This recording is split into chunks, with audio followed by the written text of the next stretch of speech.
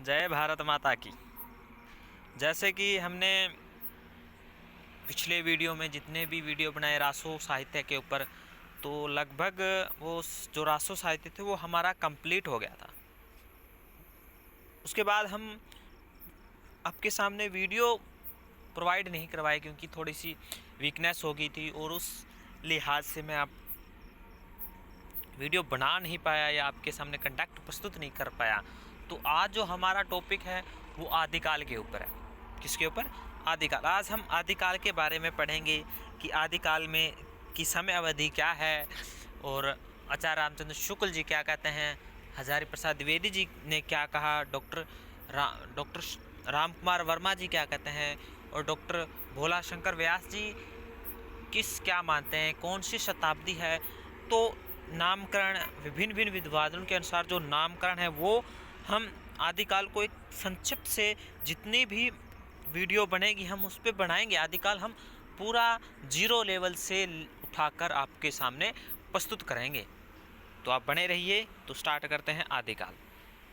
आदिकाल स्टार्ट करते हैं हम।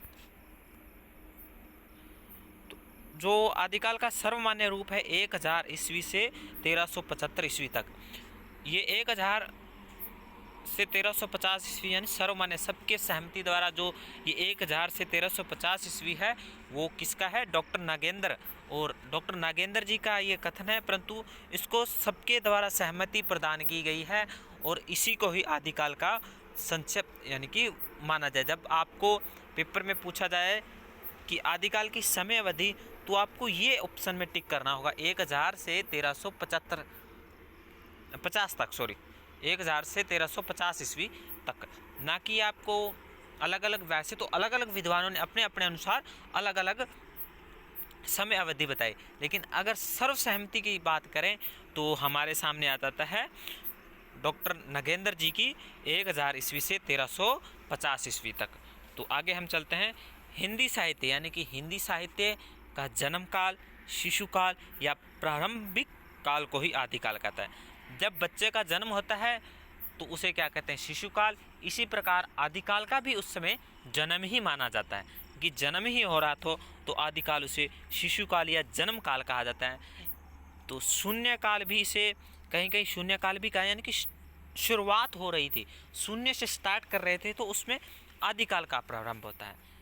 तो आगे भारतीय राजनीतिक दृष्टिकोण से, यानी कि भारतीय उस समय जो भारत की अगर राजनीतिक दृष्टिकोण की बात करें तो हमें पता लगता है कि जब हर्षवर्धन, राजा हर्षवर्धन जो एक शासन था, उस शासन का जो राजा हर्षवर्धन था उसके शासन का था ना, जो वो पतन हो रहा था, यानी कि राजा हर्षवर्धन का शासन का पतन हो रहा था और उसी समय यानी कि राजा हर्षवर्धन समय का पतन हो रहा था और उसी समय जो था हिंदी साहित्य, यानी कि उसी टाइम हिंदी साहित्य का भी उदय माना जाता है। किसके साथ? राजा हर्षवर्धन के समय का अंत और हिंदी साहित्य का उदय। अब डॉक्टर नागेंद्र जी के अनुसार, यानी कि डॉक्टर नागेंद्र जी क्या कहते हैं कि जो डॉक्टर नागेंद्र जी कहते हैं भाषा की, यानी कि भाषा की दृष्टि से वो क्या कहते हैं कि जो अपभ्रंश का बढ़ाव या विकसित रूप हिंदी साहित्य का विकास या हिंदी साहित्य का आदिकाल है। तो इसने अपभ्रंश का बढ़ाव, यानी कि अपभ्रंश का, यानी कि जब स्टार्टिंग हुई थी तो वैदिक संस्कृति, फिर आगे बढ़ा लौकिक संस्कृति, फिर आगे बढ़ा प्राकृत भाषा, फिर आगे बढ़ा पाली से धीरे धीरे अपभ्रंश की ओर हम बढ़ते चले गए। तो अब ये डॉक्टर नागेंद्र जी के जो अपभ्रंश है वो इस अपभ्रंश भाषा को ही आगे आदिकाल में बढ़ोतरी हो रही है, उसका विकास हो रहा है। हिंदी साहित्य के आदिकाल की सामग्री, यानी अगला पॉइंट क्या कहता है कि हिंदी साहित्य के आदिकाल सामग्री में उत्तर अपभ्रंश की, यानी कि आदिकाल उत्तर अपभ्रंश की जो जितनी भी रचना है वो सभी इसमें समावेश है, इन इसमें आदिकाल में समावेश की गई है। अब आचार्य रामचंद्र शुक्ल जी क्या कहते हैं इसके बारे में, कितना समय अवधि बताते हैं? हिंदी साहित्य यानी कि हिंदी साहित्य का आदिकाल आचार्य रामचंद्र शुक्ल जी 1050, अब ध्यान रखना 1050 संवत का है इन्होंने। अब संवत और ईस्वी में मुझे नहीं लग रहा आपको बताने की जरूरत है, मैंने पिछली बार भी बता दिया आपको विक्रम संवत और ईस्वी में डिफरेंट, तो इसलिए मैं वहाँ टाइम ज़्यादा वेस्ट ना करके आपको बताता हूँ। 1050 विक्रम संवत से 1375 विक्रम संवत, अर्थात राजा भोज के समय से लेकर हमीर देव के समय से कुछ पीछे माना जाता है। किसने माना? ये जो किसका कथन है? आचार्य रामचंद्र शुक्ल जी का यह कथन है। डॉक्टर वर्मा जी, यानी कि डॉक्टर वर्मा जी इसके समय, जो डॉक्टर वर्मा जी इसकी समय अवधि 8वीं शताब्दी से लेकर 14वीं शताब्दी तक मानते हैं। कौन? डॉक्टर रामकुमार वर्मा जी। कब की समय, इसकी समय अवधि कब मानते हैं? मानते हैं 8वीं शताब्दी से 14वीं शताब्दी तक। ठीक, ये हो गया डॉक्टर। अब उत्तर अपभ्रंश को, यानी कि उत्तर अपभ्रंश को पुरानी हिंदी या अवध के नाम से भी पुकारा जाता है। कि जो उत्तर अपभ्रंश है उसे पुरानी हिंदी भी कहा जाता है और इसे से कहीं बिगड़ी भाषा भी कहा जाता है। अवध के नाम से भी पुकारा जाता है। किसे? उत्तर अपभ्रंश को।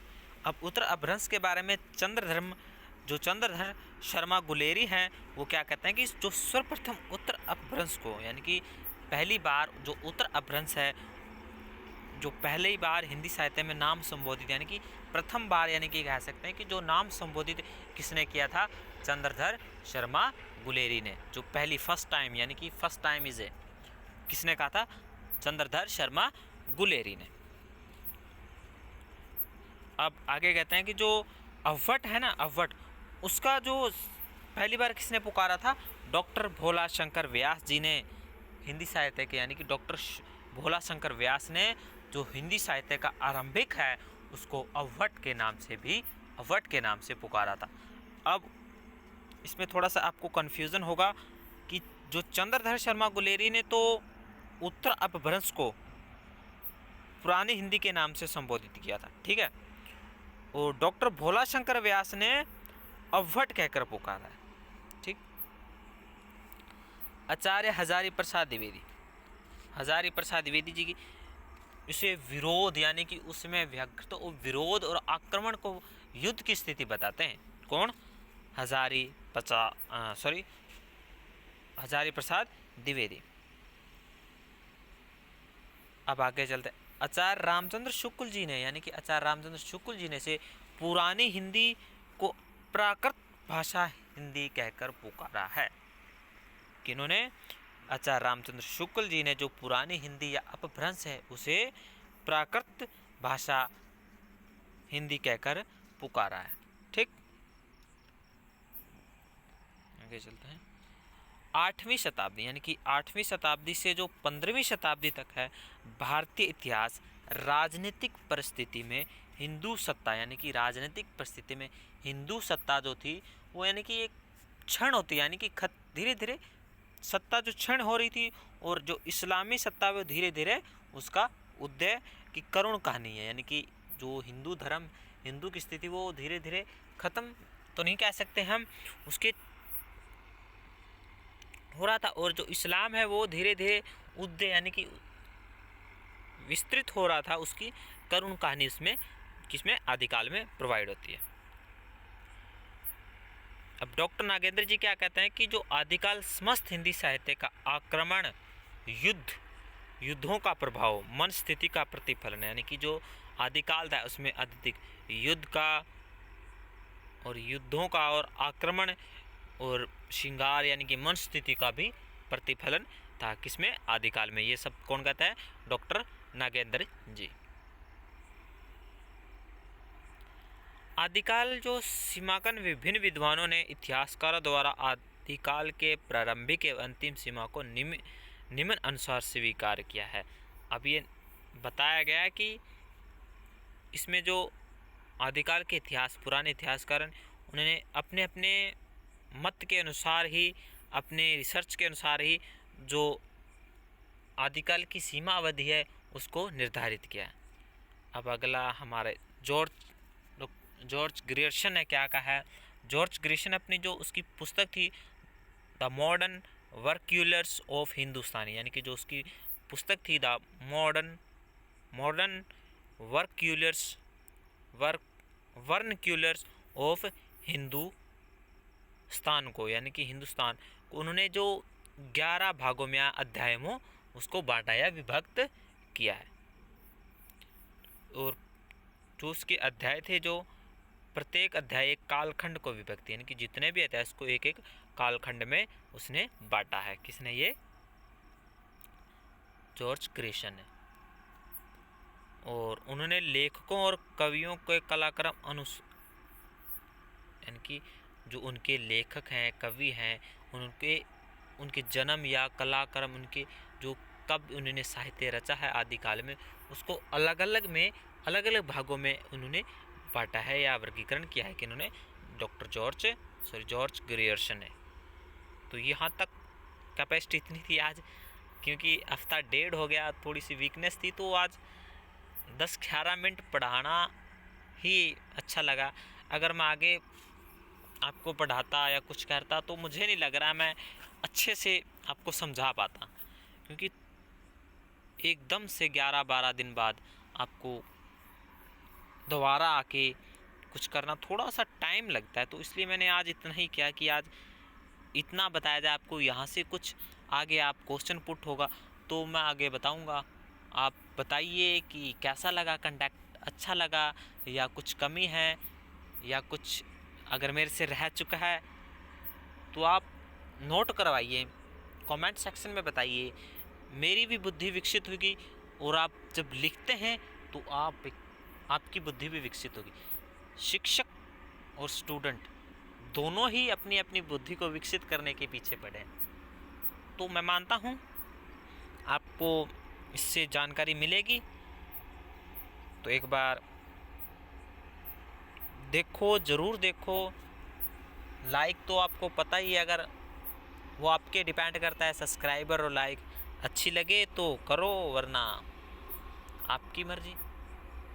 धन्यवाद। जय जवान, जय किसान, भारत माता की जय। जय हो।